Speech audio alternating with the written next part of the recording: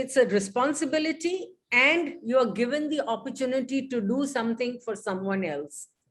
Power is never about yourself. I started my practice in the 1980s when there were very, very few women lawyers. We could probably count them in one hand, you know, those who were in court every day and arguing. And the acceptability of a woman lawyer by a client and the court, I think, was really a good, that was one of my turning points. A client came up and I was dealing with the matter. I wasn't well for a period of time. And then I said somebody else in the firm could handle the matter, when the client turned around and said, no, we want you to do. And if it means we have to charter a flight and take you somewhere, we'll do that.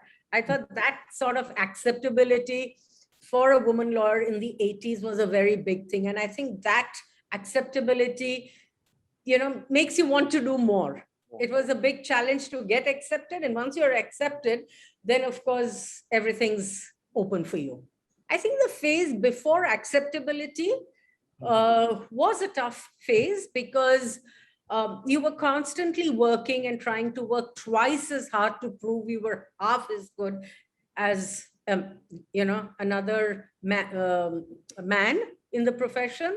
Number one, I think that was, you could not turn around and say, I have a child at home who's running 102 fever. I didn't prepare for court. I think that those days was a bit of a challenge. And I think, I think for currently, if you ask me,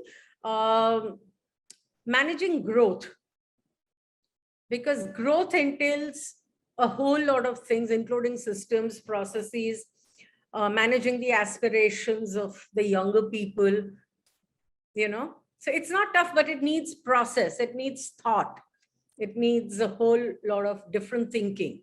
I would say if opportunities came, and I did this exactly, whatever opportunity I got, however small that case was, if I got it, I took it. I didn't say no, you know. So I would tell everybody, just take whatever comes your way, do it, work hard. Law is a very taxing profession, and as they say, a jealous mistress, but just go ahead and do it. But more than anything else, I would say, find the fun in what you are doing.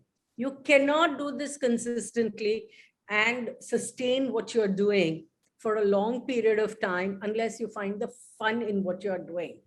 I enjoy what I do, and that's why I can do it for as long as I've done it. Dissent is natural. But the way I feel to deal with dissent is first to discuss. You have a dialogue. In a firm like ours, where there are partners, okay, you have to take them into confidence. If you want to bring about a change, you have a new thought, talk to them about it, get your ideas from, there will be naysayers, okay? And but the more you speak about it, the more you put across your point of view, you will have dissent, no doubt. But if you are convinced yourself for cogent reasons, I would say just go ahead and do it and explain to them why you need to do it.